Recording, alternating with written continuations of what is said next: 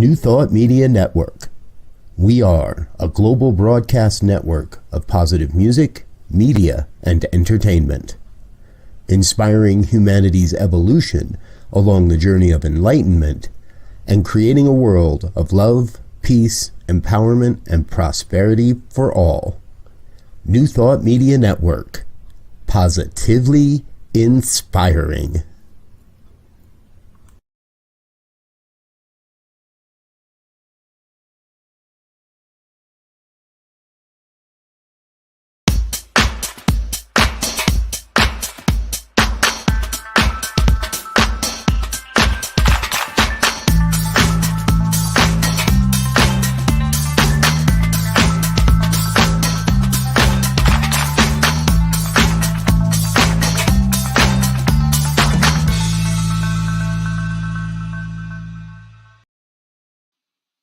Why, hello there. Yes, it's me, Bonnie. Yes, Bonnie Morgan Gonzalez, your doula for grief. I am a grief coach, a registered nurse, a religious science practitioner, and a soul collage facilitator. And most importantly, I am just a human just like you are. We're all just sharing the space and place called life. So I'm here with you to enjoy and also to just, raise our awareness around grief. And I just want to say, if this is your first time joining, welcome, welcome, and know that you'll return. And if you're returning, I'm honored to know that you're out there. And I ask new and old returning folks to please join the conversation. Make this an hour that you explore grief yourself. So drop a question or comment in the comment box, and I'll be more than happy to respond. And I just want to say, yes, you have come to the right place today. If you are on that journey of recovering from grief, or if you know someone, we all have losses in our lives, and understanding that it's loss that leads to grief.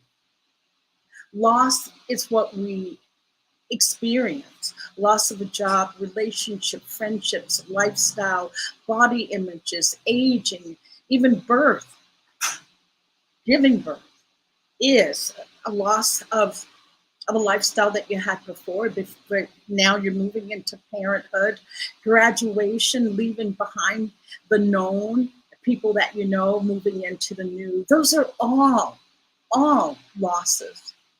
And grief is what we feel in relationship to those losses. So knowing that at every stage of life, there is the possibility of loss. So therefore, grief, it's just a human experience, that it is a part of the human experience. And if we can start to befriend grief, it allows us to grieve well. And when we grieve well, we live well. So grieving well leads to living well.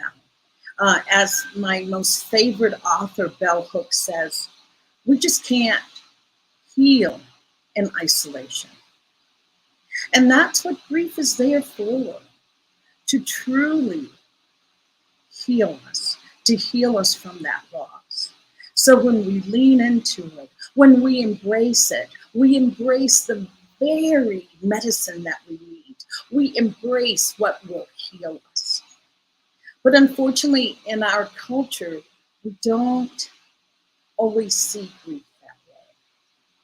We see grief with all its pain and I was just say agony. It's pain, it's discomfort, it's unpleasantness. That's what we see.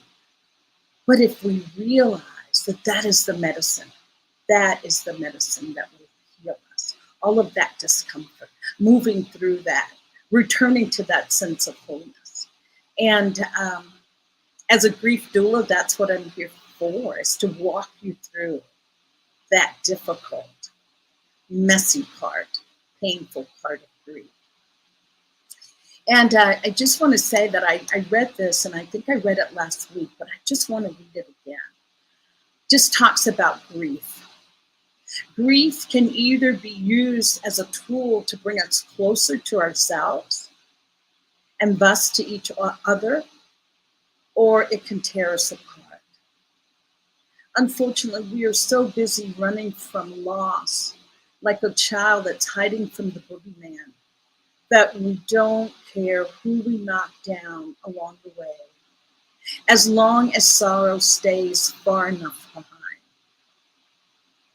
But loss doesn't need to be feared, and neither do we ourselves need to fear loss. When we choose to use mindfulness, meditation, different practices, not only does this help us become aware of our own grief and how it impacts our lives, but also to accept the inevitability of loss and of failure. We open ourselves up to new possibilities. We open ourselves up to the beauty, to the connection, to the liberation, freedom, and justice, and peace, internal peace. And that is by Bashia Wade. And I just love that. Another person that affirms for us that grief is a super positive aspect of our lives. And I say that the power of grief is to heal. And just want to I want to introduce you to different ways, different practices, even different philosophies that holds grief in a way that we can embrace it, that we can get our arms around it. And so today, my theme today is how Judaism honors grief. Yes, how Judaism honors grief. And I think you will be just pleasantly surprised of the beauty of this philosophy and tradition, religion, if you prefer that word. And so I am just super excited today to have my special guest who's going to help delve into this. And my special guest today is Laura Topper, the multifaceted, award-winning Laura Topper. Laura hosts her weekly broadcast, The Cosmic Prayer Show, the Women of Power Immersion Love Show, and Wisdom of the Mystics, right here on New Thought Media. And Laura, congratulations to Laura. Laura has just completed her ministerial studies this year from Centers for Spiritual Living on the Florida campus. As I said, Laura is also a licensed practitioner, a religious science practitioner. And Laura also holds a master's degree in exercise and health, behavior, and menopause. Ladies, we've got a study here. Laura is also a lab breath facilitator. And as I mentioned, Laura is an award-winning person. She received the Global Services 2022 award from the Centers for Spiritual Living. So help me welcome Laura Topper to the show here today. Hello, Laura. Thank you for being here. Oh, I'm just over the moon with excitement to have you here because I think, Laura, you have some experience that you can share with us around Judaism. But before we do that, would you honor us with telling us a little bit about yourself, Laura? Oh, Bonnie, well, first of all, I want to say thank you for inviting me onto your show and your broadcast and into your intention to share the power of grief and the beauty of unpacking grief and loss. I feel really honored and blessed to be here right now. It's a really special time for all of us. I'm so grateful for the work that you're doing. So thank you. And thank you to Joe, who's producing the show today so perfectly. Yeah. I love being here and sharing this knowing of love. And I think to do it through the idea of grieving and grief and Mhm. loss is just Yeah. so beautiful and perfect. Thank you, Yeah. Bonnie. Yes, I was going to say you're using the word love, and as I said a little bit before the show, that grief is just love persevering. There was one person I believe said, I'm trying to think how they phrased it. Oh, love, yeah, grief is just love with nowhere to go. But we know Oh, that yes.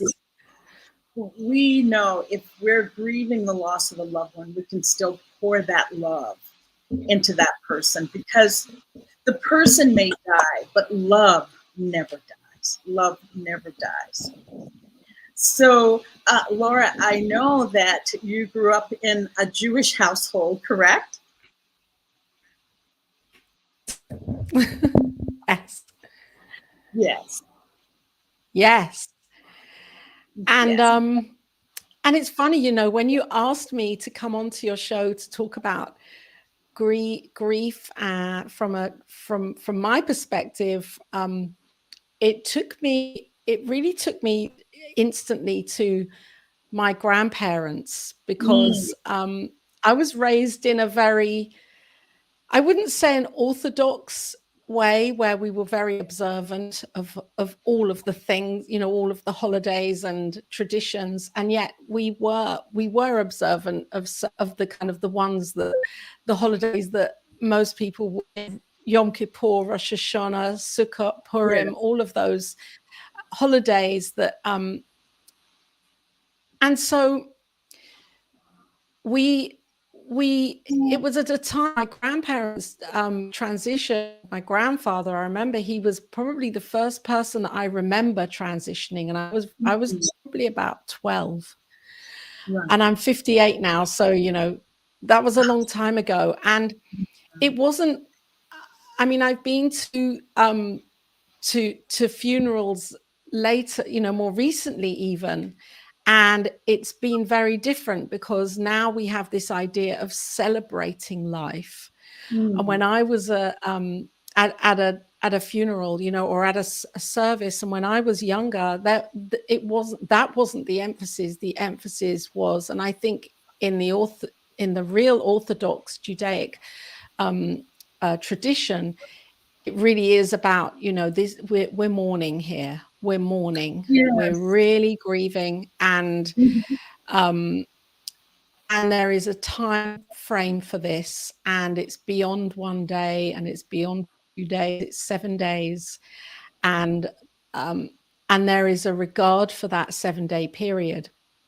Now, not Mhm. everybody sits Shiva. It's called Shiva, which is a 7 day time frame for the mourners to sit, and it's not everybody sits for 7 days.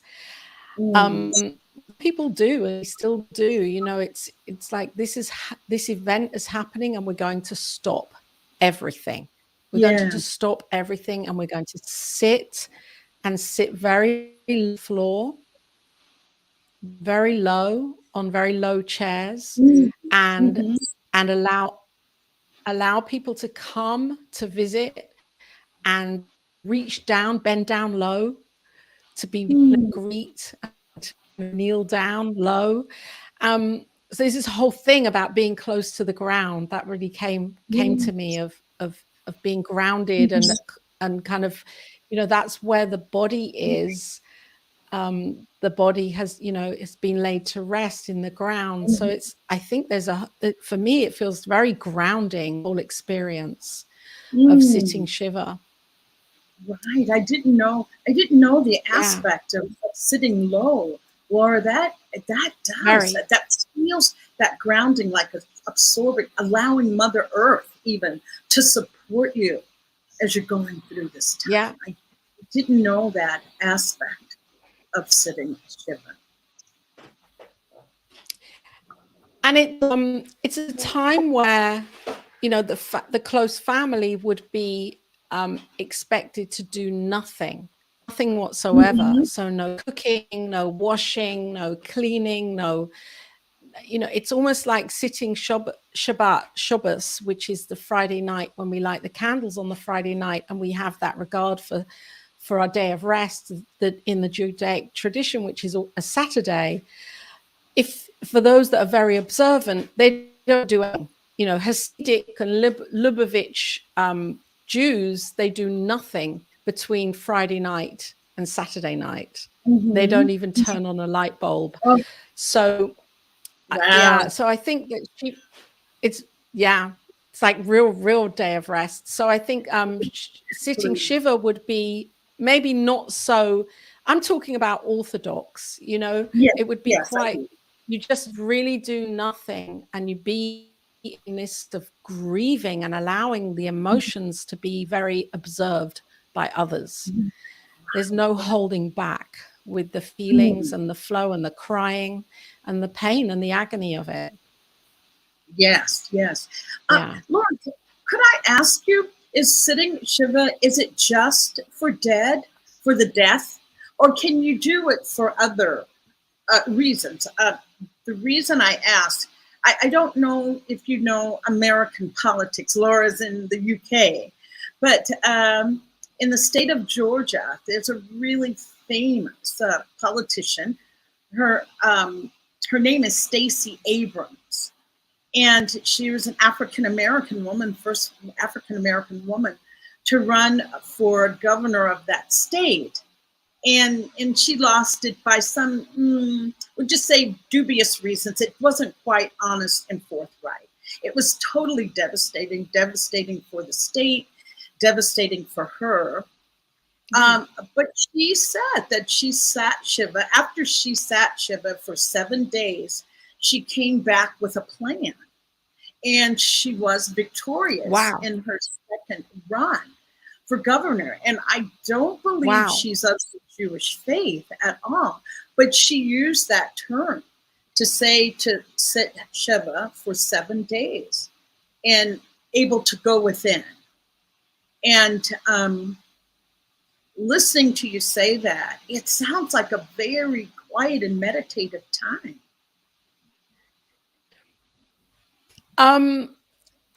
It's a very introspective time, and it's a time where I think probably I can't speak on that because I believe the only time I've heard of anyone sitting Shiva is because of a death, because of a transition, because of a loss of a person, or the idea of a loss of a physical person. So, and it's a time of acknowledging the family. So it's like the close family will sit Shiva. So not everybody will, like distant cousins may not. It's more, it's the wife and the siblings and the mother and the father. It's the people that are really close to that person that would sit Shiva. So, and it really is honoring of of the family unit as well. So I think maybe what she's done is taken the idea of this and used it because there's been a loss for her. And so that's the way that she's been enabled to process it and kind of shut the world out and work through.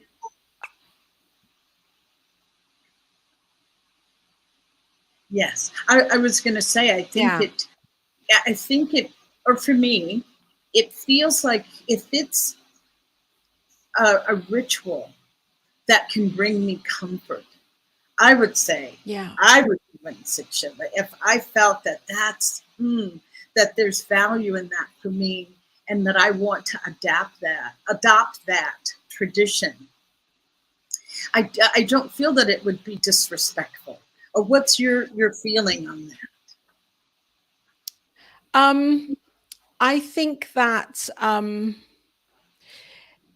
to take it as a ritual into another modality, for another reason, then a loss is, who am I to judge that? Because loss is loss, and if somebody is feeling loss, if somebody's feeling emptied and absolutely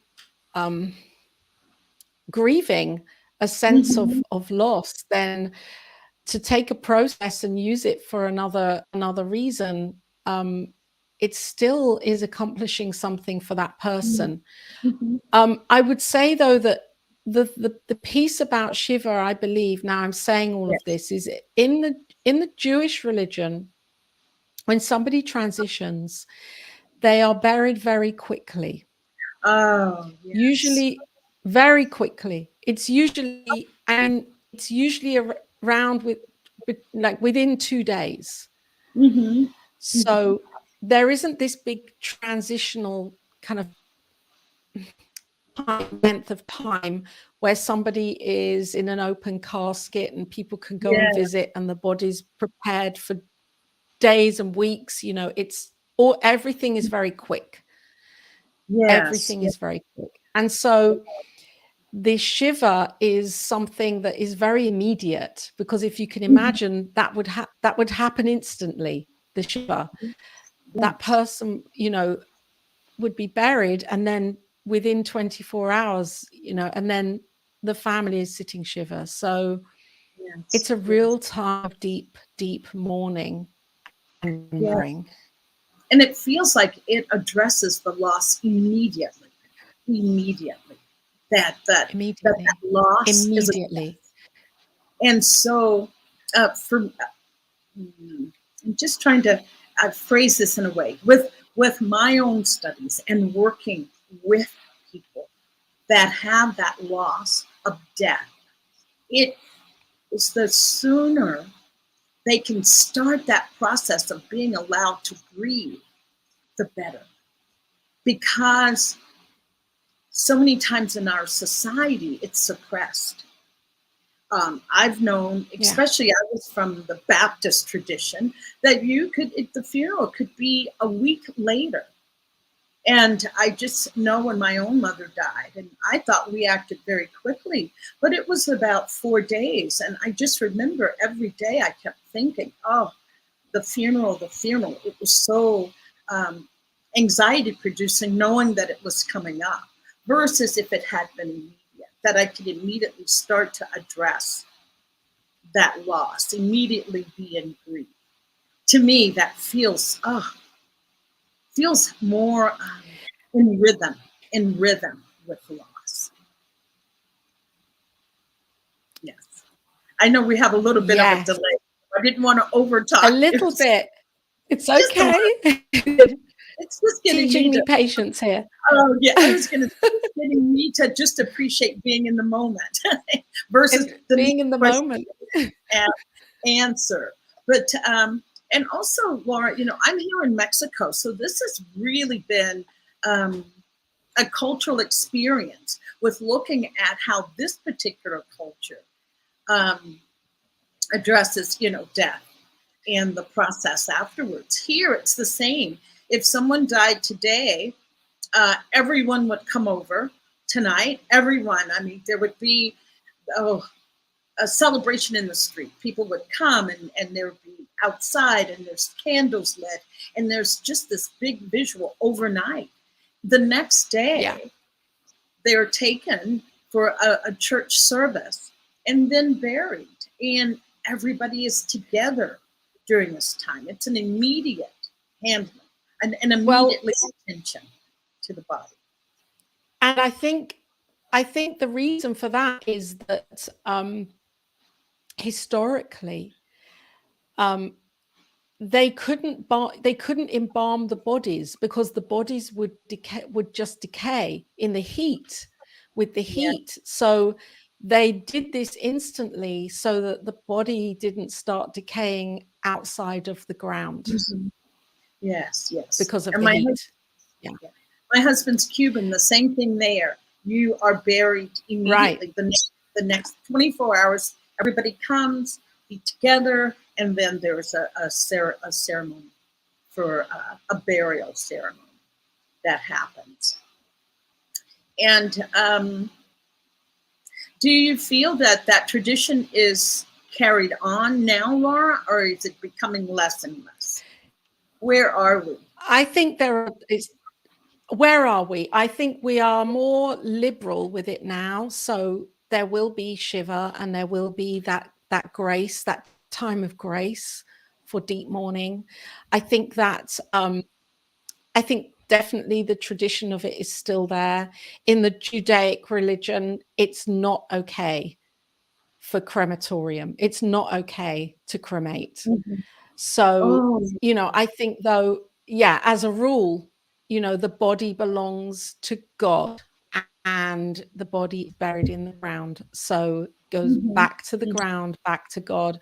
So really for me, that's like saying, well, isn't God everywhere and God is Yeah, everything?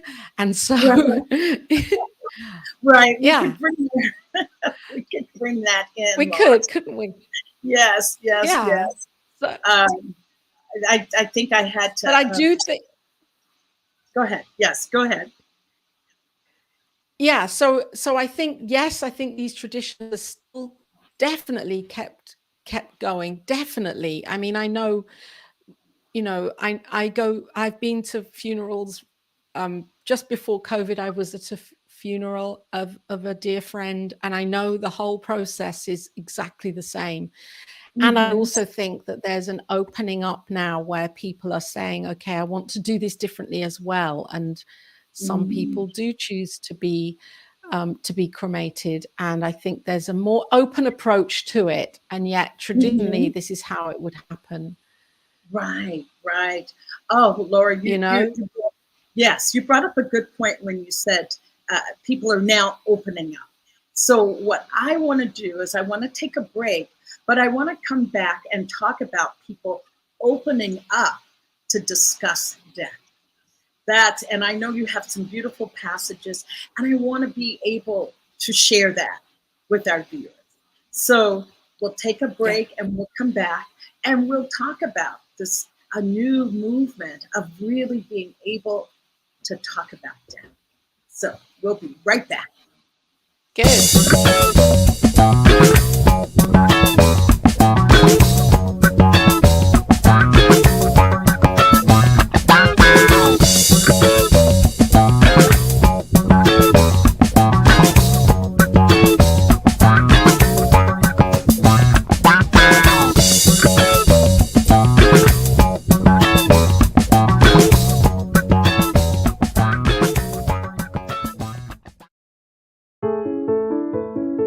New Thought Media Network. We are a global broadcast network of positive music, media, and entertainment, inspiring humanity's evolution along the journey of enlightenment and creating a world of love, peace, empowerment, and prosperity for all. New Thought Media Network. Positively inspiring.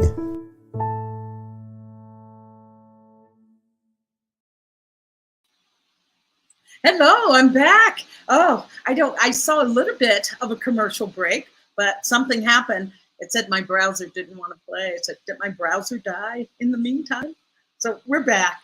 We're back. So thank you so much. And, today is a very special day that we have Laura Topper here to help me explore the Jewish tradition of grief, and so that's what we're doing.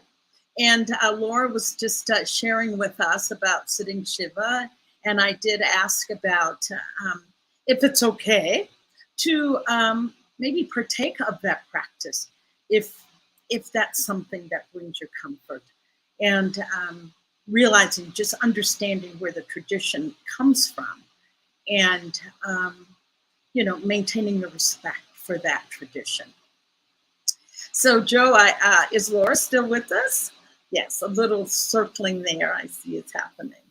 So we'll just give Laura a moment to come back. Hello, Laura. Welcome back. And I don't know if Laura can hear us, but Laura. Oh, Hi, Bonnie. I know there was. You. Yeah, I had a delay. I'm with the here. sound. Hi. Yes. Laura, I was just saying that when we came back from break, and we're now back from break, that I wanted to just discuss a little bit, Laura, about some of the reasons that grief is so hard for us to embrace culturally. Oh, we have Deb's there. Hi, Deb's. Deb Love is with us. Thank you for joining, Deb. And hi to Laura as well. Hi, Debs. Yes. And what I was going to say to that, to our reason for, some of the reasons for our having such difficulty around the word grief and embracing grief, is because grief has and is associated with death. And that is a hard subject for our cultures to even talk about death. Everything is done to avoid that subject. And I was going to say, now I am just happy to announce that there's what's called death cafes, that a place that people can come to. And it's not for grief support, but it's a place to come to just talk about death, what you feel about death. And one of the questions, Laura, I'll bring up, that came up from a death cafe that I was facilitating with some friends here in Mexico.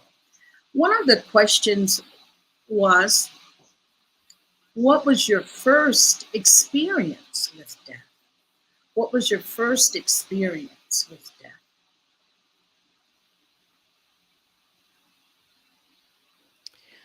So when I think about that, my first experience was with my grandfather, and I was very young, as I said before, and I felt slightly detached because I didn't have a close relationship with him.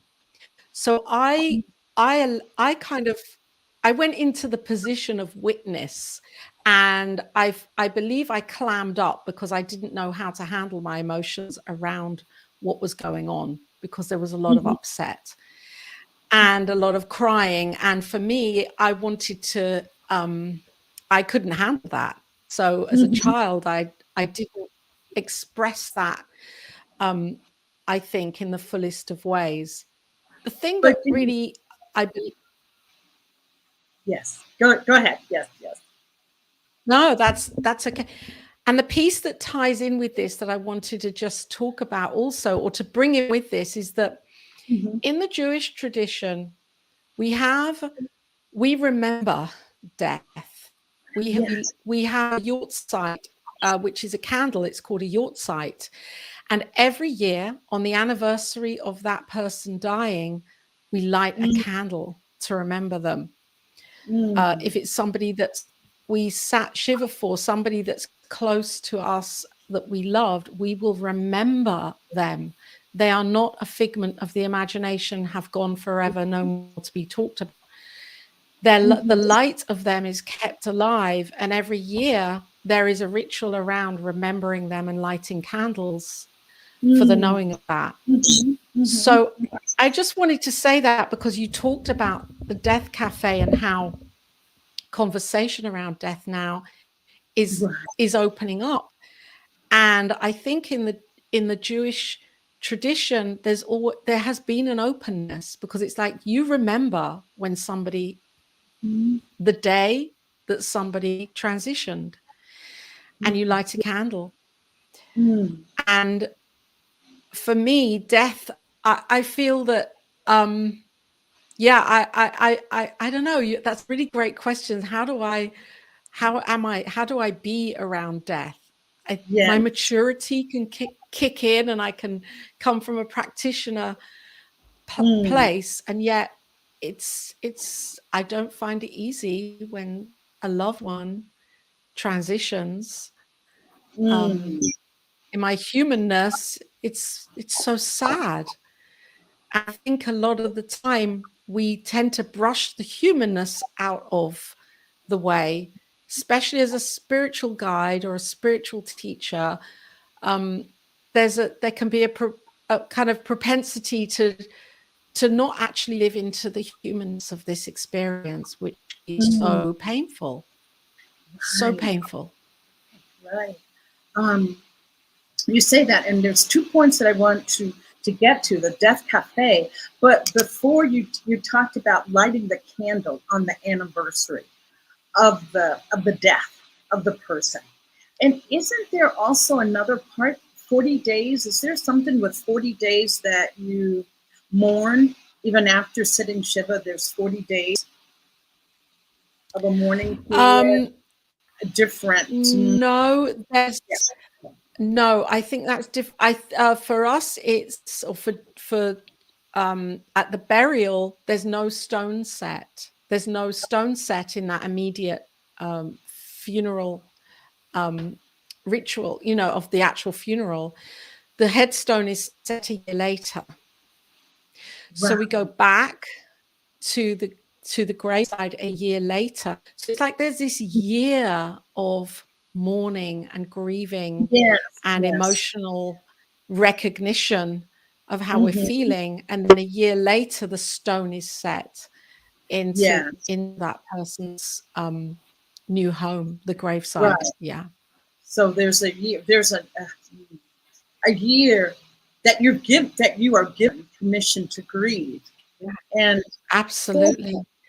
none of that. Aren't you over it? Oh my gosh, you are permitted to grieve. That's the beauty of it. You are Yes. given permission Yes. to grieve. Totally. I just, I feel that's so humanistic to be able to have that space and place to just grieve. Um, Yes. So, because I was going to say, grieving well, as I've said, leads to living well, and just being able Right. to move through it without the residual that happens when we don't grieve and how it affects our health. There's so many consequences of unexpressed grief. There's so many detrimental consequences, and so I just applaud. I just applaud the religion for allowing that to be to be a part of it. And now I was asking you about talking about the Death Cafe and asking about your first experience with grief. And usually our first experience is what kind of sets the stage for us to move through life. Mm. So looking at that part, saying that you were Well, not it's confused. It sounds like confused as to what to feel. and I'm going to share something here. So the next time that I experienced death was when I was 23, and Mm. I had a boyfriend at that time, and we had parted ways, and he was Italian, and he went back to Italy, and he was working on a boat, like on a cruise liner. And I had a call, and we hadn't been together for about 2 years. And I had a call one morning from a friend of mine to tell me that he had transitioned. And we had remained friends, not in a romantic way at all, but we had remained with our friendship. And that one completely, I was Oh, absolutely, oh, that one. yes, And yes. yeah, and he was Italian. And what was incredible was that I had met his family, and I always think of Italian families are kind of the same as Jewish. It's that kind Mm. of family, the food, Yes, the demonstrative. love. It's like Yes, yes, yes. totally, Right. you can't get out of this web of this family, even if you want to, because there's always the Right. food there, and the love. And so it really allowed me to see that how they were grieving was very much like how Mm. how I would have been grieving if he were Jewish, but he wasn't. And that really that emotionally got me, that one. That Yes. was, I didn't expect it because he was so Mm-hmm. young, and he Yeah. had so much to give in his life, and he was so full of life, Mm-hmm. Mm-hmm. and it let me just see, as I've reflected on this over years, Bonnie, that to really live this moment, because we just don't know, and it's like anything can happen. And so being present in the now and living in the fullness of this life, this is the lesson that Franco brings in for me, to really live it and enjoy it. Because I know he was enjoying his life when he transitioned. I know he was living his dream. It's what he'd always wanted to do. And yeah, it's like he was set free, and he transitioned in that whole process. And it really just lets me see that life is here to really take and live and enjoy, to be lived. Yeah, there is definitely the unknown. Yes. So Laura was talking about how we first learn about death, and you were saying that it was your grandfather, I believe you said. Yeah, and you were was my father's father. Yeah, right. And we look at the people around us to guide us through that. My first death was with my grandmother, but I was about 9. But I don't remember people really crying and wailing. I just remember my mom was somewhat sad. And I remember she saved the nightgown that my grandmother died in. She saved it and put it in a plastic bag. And I don't know. I was 9. I just didn't even know that death was such a finality for my grandmother's life. So I don't remember even crying. I remember us going, of course, to the funeral, playing with my cousins. That was a big thing because everybody came together. So playing with my cousins. So my first real, as an adult, I was like you, maybe, Laura, about early 20s. And my uncle died. And he died suddenly, and I had to take my aunt to the place where he was working, and he just collapsed at work. But that death was the first time that I really, in this incarnation, in this body right now, dealt with death. And it was I remember not being able to sleep. But what I remember most was not having anybody that I could talk to. That was the part that really, was very, very difficult, not to have anybody to talk to about it. And I remember my mother definitely, she was, oh, well, he died and that's it. And there just wasn't anybody to talk to about death. And I bring that up to say that we as adults, just start paying attention to the children that are around us and how we can prepare them, or how we're not change anything, but just awareness about how you are with death. And especially if you're around younger people, how can you maybe set the stage for them? Or is there something that you can do? Or talking to parents. And I know that you have something special to read, and I'm leading up to that, is that when I was in nursing school, we started studying Elizabeth Kubler-Ross, and I fell in love with the whole process of death and dying. So I'm going to turn it back over to you, because I know you have something beautiful to share. Oh, Bonnie. Ross. Well, I discovered this book, Graceful Passages, for anybody that's interested and wants to purchase this book. It will definitely shift you and open your heart. It's an amazing book. And it's a series of poems that are written by spiritual teachers around death and loss and grieving. And it's a way for us it's called A Companion for Living and Dying. So we can read these and put them into our everyday lives, because we're living and dying in every moment, as spiritual human being, dying to the new in every moment. And the book has the music. Yeah, it's true, isn't it? In Buddhism, you practice the art of dying every day Yes, before you get yes, up. exactly. Yes, the book has 2 CDs, beautiful music, one Oh, with words, spoken word, and one without. So it's mhm. worth. And I'm going to read the passage by Elizabeth Kubler-Ross. This is her deepest understanding of what is most important in life. Look forward to your transition. It's the first time you will experience unconditional love. There will be all peace and love, and all the nightmares and the turmoil you went through in your life will be like nothing. When you make your transition, you're asked 2 things basically.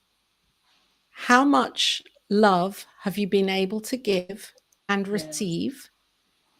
And how much service have you rendered?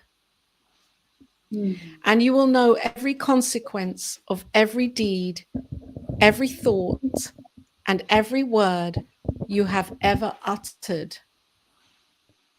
And that is, symbolically speaking, going through hell when you see how many chances you have missed. But you also see how a nice act of kindness has touched hundreds of lives that you're totally unaware of. So concentrate on love while you're still around and Mhm. teach your children early unconditional love. Yes. So remember, concentrate on love and look forward to the transition. It's the Mm. most beautiful experience you could ever imagine. Mm. And so it is. And so it is, Laura. When you read that, what does that bring to you? What does that bring to you on an emotional level when you read that? Well, it's amazing you are, because I've underlined this for like 3 years ago. I've made underlinings here, and the words unconditional love. Now, if I Mm. know that I'm unconditional love, then I'm not going anywhere as that unconditional love, whether Mm. I'm in this physical body or not. Mm. My Yes, yes. soul, I am this unconditional love. And so I can practice the presence of this love in every Mm. moment right now. Mm. Um, and I think Yes. the other 2 lines that I have underlined here that mean something right here for me now is, how much love have you been able to give and receive, Laura? Yeah. And how much service have you rendered? Mhm. Wow. Um, I Ah, think they summarize for me that idea of, well, what am I doing here anyway in this life, in this body, mhm. on this plane? I have to make the most of it, Mm. And really oh my make the God, most of it. make the most of it, Laura. I love the idea of love. What comes to me, what that evokes in me around death is that sense of comfort, to be comforted, to know that it is just a continuation of that love. And as we've said, love never dies. Love never dies. But I hope that it could bring No, comfort to someone who has anxiety around death. So many people do. That I know for sure. That I know for sure. That people have so much anxiety around that moment of death and that moment of dying. And hearing that just brought me a sense of comfort. Um, I was with my yes, brother. Yes, I was with my brother when he received his terminal diagnosis, and I was holding his hand, and of course, he welled up with tears. But here's what he had to say. He said, "Wow, when you think of me when I'm gone, just remember me with a smile, and remember the good times and the good times of love." So I think that so says it all, Lord. That poem so says it all. that it is all about love, all about love. If there was here's what I say, because Laura is going to be a minister here very, very soon. She's going to be our own Reverend Laura Topper. And Laura, what I feel is that you've heard of first responders, like people that, you know, the ambulance drivers, the first responders that are there at the scene of an accident. And I see spiritual leaders such as yourself being our emotional first responders, especially when it's with death. Is there, are there any words that you would like to put to that, what you would say to someone that does come to you with that issue of someone just died? So for me, it is all about knowing the essence of that person. And if somebody is in that space of being aware of, or if somebody has just transitioned, I can't take that person's pain away from them. And I think that's also that piece where, you know, that's almost like allow ourselves to feel the feeling of what it feels like to not be present with that person that has transitioned. Really go into that feeling and feel it and allow that, and don't let anybody try to sidewash it or say, oh, it's okay, you know, you'll be all right, time heals. I think that's just such an insult to the whole art of grieving and acknowledging this idea of loss, because I believe that when we tune back into knowing the love of that person and the love of who we are, that we realize that there can be no loss here. There can be no loss. So from a religious science perspective, I would say allow yourself to be with the feeling and to process this and to talk and to cry and to scream and to laugh and to embody the whole sensation of all of this, because it's all a part of the process of knowing who we are as human spiritual beings. And allowing others to show us comfort as well in this time. You know, everybody would handle the idea of death so differently. Yes. And I love what you were saying about children, acknowledging that children are going to experience this in so many different ways. And that talking is so important. And that's why I honor you, Bonnie, and your work and what you're doing. Yes. And I want to say, I think that's why it's so important that what has come about with the death cafes now giving us carte blanche to talk about death. Because as I said, Elizabeth Kubler-Ross is the reason that I am a doula for grief right now. Her work opened another portal around life that I didn't know was there. Wow. That it was, I didn't even know. Understanding death helped me embrace life fully. That fearing of death or not being able to talk about it was really holding my life back. And I wonder if people would take a look at that to see if that's true for you.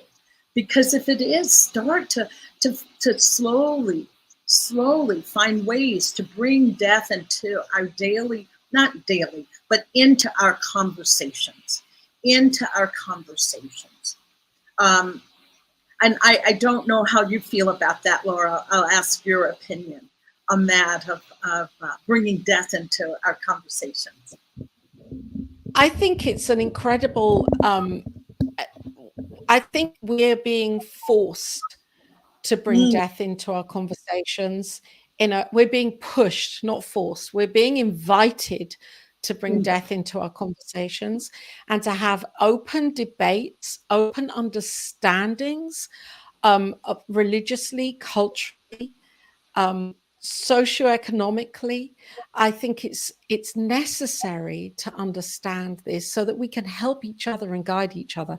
We've just been through a massive trauma with COVID and, you know, death and transformation and transitioning, and I think are collectively are being really invited to look at this idea of opening up death as a conversation and getting to the idea that we are immortal beings. Yes. And in that place we can find love. We know love. Oh, Laura, that's yes. Like, I think it's Michael Beckwith, Dr. Michael Beckwith says the corona bonus. And that is one of the bonuses that now it's getting us to look at those areas of life that we hadn't looked at before, but those areas bear a gift that we didn't even know was there. The gift that this whole pandemic has brought. I know Laura has her cosmic prayer program, and that was on this morning, and her guest was really delving into gratitude. So even being in gratitude around what the pandemic has brought into our lives. It has really woken us up or shaken us awake in places that we didn't know we were asleep. So being in gratitude around that.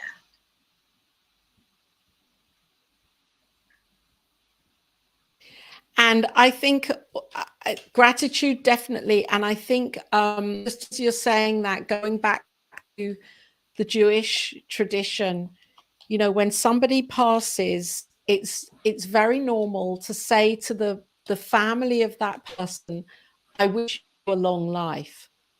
That's the thing that you would say. I wish you a long life, to the mother or the father or the people that are close to the person that's transitioned. And that's a form of saying, let's be grateful right now and live this life and live it with longevity in our hearts and in our minds. Just know that we have this life to live and enjoy it right now. So yeah, I don't think it's, for me, it doesn't feel like it's saying, well, you know, you better have a long life because somebody's just died. It's like a reminder that life is here to be lived and enjoy it. Yes, continue to move on. I mean, or continue to go forward. Continue to go forwards. Yes. Oh, wow. Yeah. Laura, I thank you for being here, and I can't believe our time is at an end. And Laura offers so many beautiful services. Laura, your website, Joe, can you put up Laura's website? Oh, Laura okay, if you want to. Laura does tremendous work with empowering women, empowering mankind, period, or humankind. Let's put it that way. But humankind. Yes, empowering humankind. Please check out her website. Laura is truly a spiritual inspiration. She's on the cutting edge, the forefront of helping us this forward movement with her ministries that are to come and how she ministers to women and to humankind. And I just am so honored to have had you here today, Laura. Is there anything that we should know that's coming up for Laura Topper? Oh, well, look, I'm so grateful and honored to be here on your, you talk about leading edge, cutting edge, and here Bonnie having this brave new conversation, paving a new way for how we see grief and loss and transitioning and death. And I want to thank you for bringing this forwards, because it's so vital right now that we have this honest, authentic conversation around it. Yes. And yes, and for me, I love bringing women together and holding that container space for women to network and meet and share. And I believe menopause is a time of, really transitioning from one way of being to another, as we let go of that old identity and image of ourselves and embrace the new. Yes. So that's what I. Please. Are you there? Yeah, I was just going to say, I'm a testimony of that menopause, that the best is yet to come, that change that happens. Oh, yeah. The best view is yet to come. Join me on this side. Absolutely. Oh, Lauren, thank you so much. And I know our time is at hand. Thank you, Bonnie.